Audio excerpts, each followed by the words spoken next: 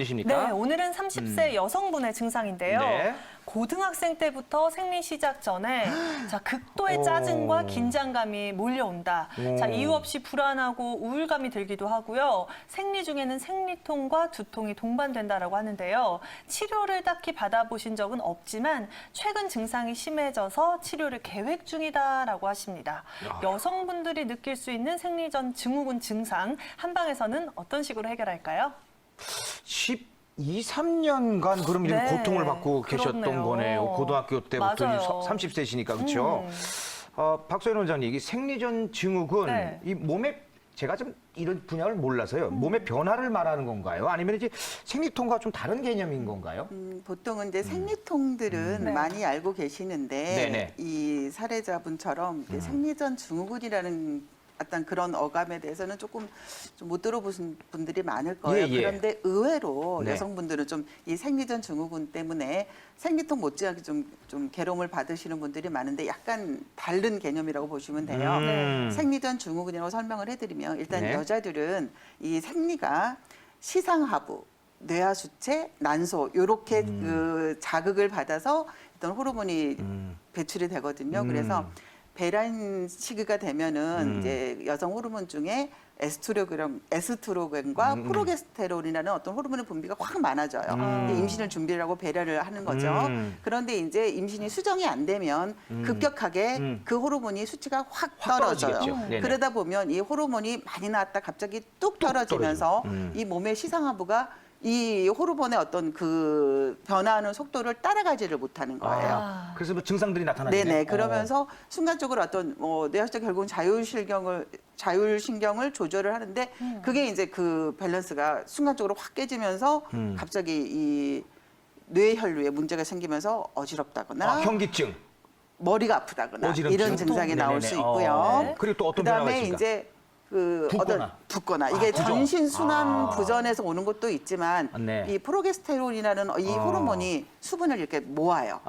그렇기 때문에 이 수치가 많아지면 붓게 되는 거죠. 그다음에 또 하나 이 식이 변화도 있게 되는데 식이 네. 변화가 있는 것도 네. 이렇게 이제 생리 직전에는 코티솔이라는 분비가 네. 확 높아지고 프로게스테론은 확 떨어지잖아요. 그런데 이 밸런스가 어떤 몸에 당의 변화를 이렇게 확 떨어뜨리게 돼서 몸의 혈당이 순간적으로 확 떨어져요. 그러다 보니까 이 인체 항상성에 의해서 자꾸 당겨서 생리 직전에 굉장히 식욕이 막 증가하고 갑자기. 당기는 그런 분들이 있으세요. 이것도 어떤 생리전 증후군의 증상 중에 하나고 네. 그다음에 소화 기능이 갑자기 뭐 약해진다거나 이 환자분처럼 막 우울하거나 불안하거나 이런 정신적인 증상으로 올 수도 있고 그다음에 전체적으로 순환 부전이 있기 때문에 근육통이 올 수도 있고 그게 이제 이어져서 생리통으로 연결이 되는데 생리통이 약간 좀 다른 개념으로 생리통은 이 이제 자궁벽이 임신을 준비해서 자라난 게 어떤 이 수축력에 의해서 빠지면서 생기는 게 생리통이기 때문에 네. 생리통과 생리전 증후군이 약간 개념이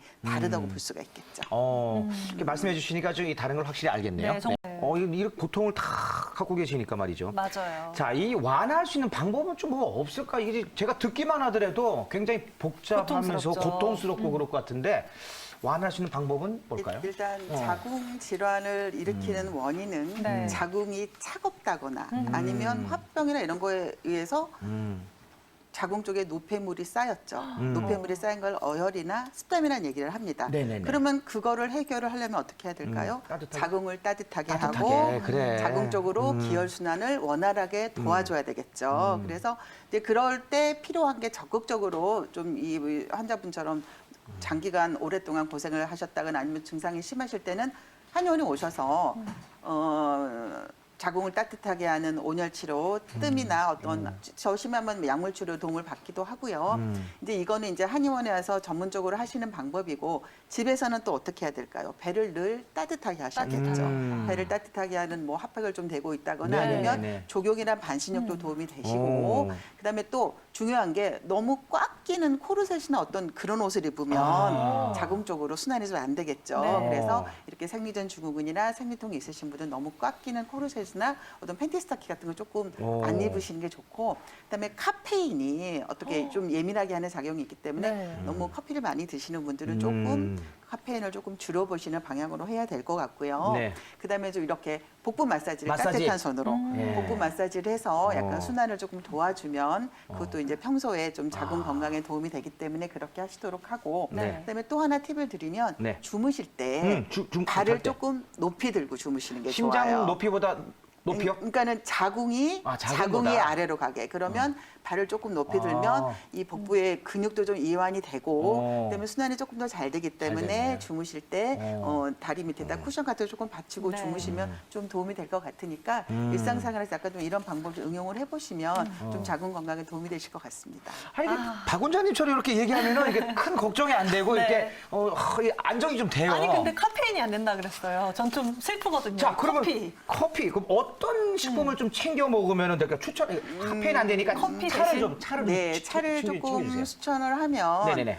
가장 요즘에 그 여성 호르몬이 많다고 도움이 되는 네. 차가 석류차 많이 석류. 네, 석류가 말씀을 여자 몸에 많이 좋다고 하시잖아요. 그러잖아요. 그래서 네네네. 그게 약간 천연 에스트로겐을 활성화시키는 어, 적이기 어. 때문에 네. 약간 석류차를 좀 따뜻하게 해서 드시는 것도 한 방법이고 석류. 그다음에 속이 찰 때는 좀 따뜻한 성질을 가진 차가 좋겠죠. 그래서 네네. 대표적인 차가 쑥차, 쑥차. 네, 그다음에 쑥은 향도 좋아요. 네, 맞아요. 그다음에 네네. 생강차, 계피차 등이 좀 따뜻한 거. 따뜻하게 하는 좀 역할을 계피차. 하는데 여기서 주의하실 거는 네. 생강하고 계피차를 네. 공복에 드시면 네. 굉장히 속을 깎아내리고 따갑게 합니다. 아. 그래서 생강차나 계피차를 드실 때는 식후에 식후에. 커피 마시듯이 그렇게 식후에 바로 드시는 게 좋습니다. 그래서 자궁 건강에 좋은 따뜻하게 하는 차, 석류차, 쑥차, 생강차, 계피차 이 정도 제가 좀 추천을 드리겠습니다. 네네. 네, 복부를 따뜻하게 만들어주는데 도움이 되는 차까지 알아봤어요.